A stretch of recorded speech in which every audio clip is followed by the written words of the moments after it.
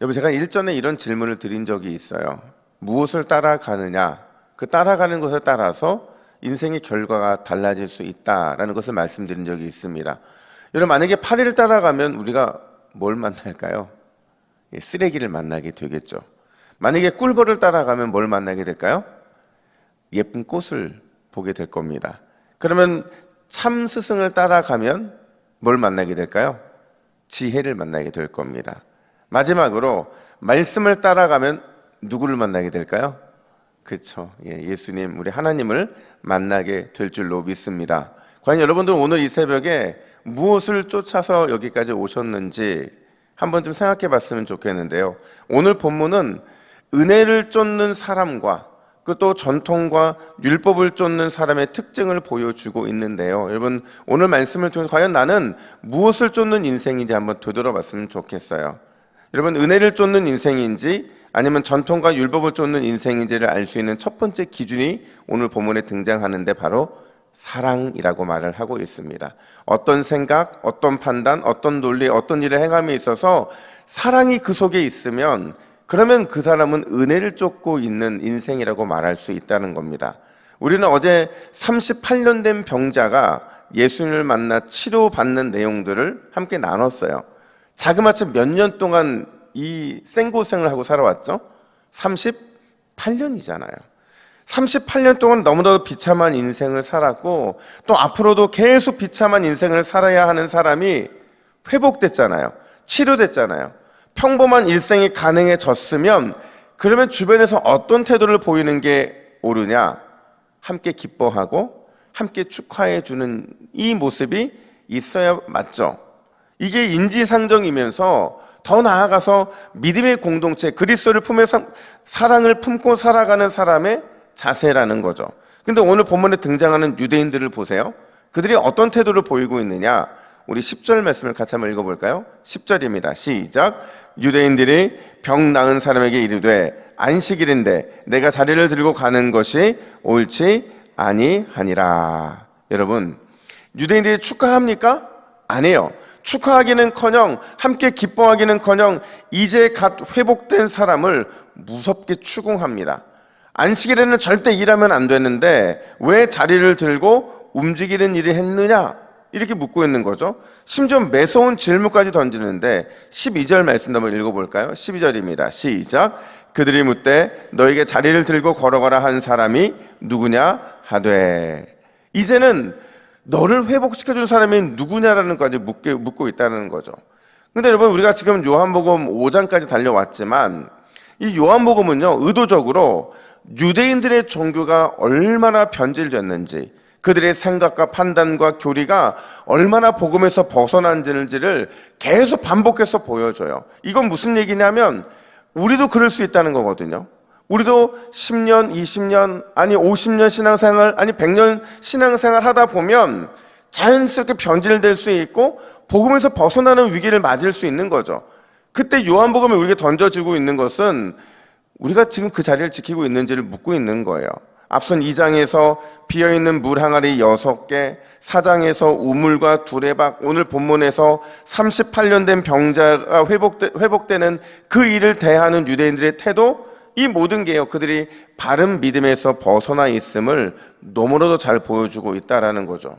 그렇다면 여러분, 그들이 왜 이렇게 변질되고 말았을까요? 왜 복음이 아니라 자꾸 인본주의로 타락하게 된 것일까? 그 이유는 하나밖에 없어요. 그들에게 말씀이 없어서 그런 게 아니고요, 그 말씀을 해석할 수 있는 열쇠가 없었기 때문에 그래요.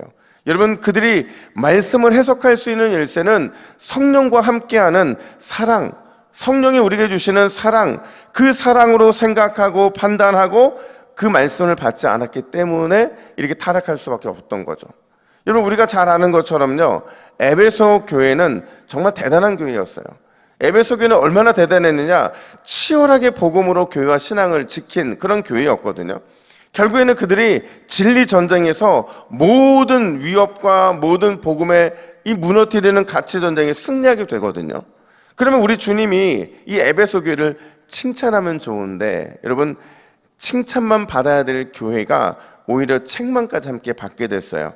그 이유가 뭐냐면 이 치열한 진리 전쟁에서 우리가 승리했다 하더라도 뭐를 놓치면 온전한 승리가 아닌 거예요? 사랑을 놓치면 온전한 승리가 아닌 거죠. 그래서 우리 주님께서 뭐라고 그들에게 경고하셨냐면 요한계시록 2장 4절을 보면 이렇게 말합니다. 한번 같이 읽어볼까요? 시작. 그러나 너를 책망할 것이 있나니 너의 처음 사랑을 버렸느니라. 아멘. 처음 사랑이라는 게 뭐겠어요? 하나님을 믿었을 때의 그 뜨거운 사랑도 처음 사랑이겠지만 우리 안에 주시는 하나님의 형제 사랑, 그것을 잃어버리는 순간 우리는 절반의 승리밖에 할 수 없다는 겁니다. 사랑하는 여러분, 우리 동부교회와 저와 여러분 모두는 부산에서 유일하게 진리전쟁과 사랑전쟁, 이 두 가지 전쟁에서 모두 승리하는 그런 복된 성도요 교회가 되어야 될 줄로 믿습니다. 이게 우리의 사명이었으면 좋겠어요. 어느 것 하나 놓칠 수가 없거든요. 반드시 두 가지 전쟁에서 승리해야 주님의 칭찬이 있는 겁니다. 여러분, 오늘도 사랑 전쟁에서 완성을 이루시기를 예수님의 이름으로 축복합니다. 뿐만 아니라 두 번째 기준이 있어요. 그게 뭐냐면 늘 내 앞에 예수님이 계신다라는 사실을 의식하는 겁니다. 이걸 제가 예전에 신전의식이라고 말씀을 드렸고, 또 다른 표현을 말하면 성령 충만이라는 거거든요.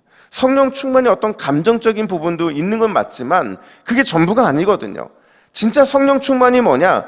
내 앞에 우리 예수님이 계신다는 것을 잊지 않으면 된다는 거예요.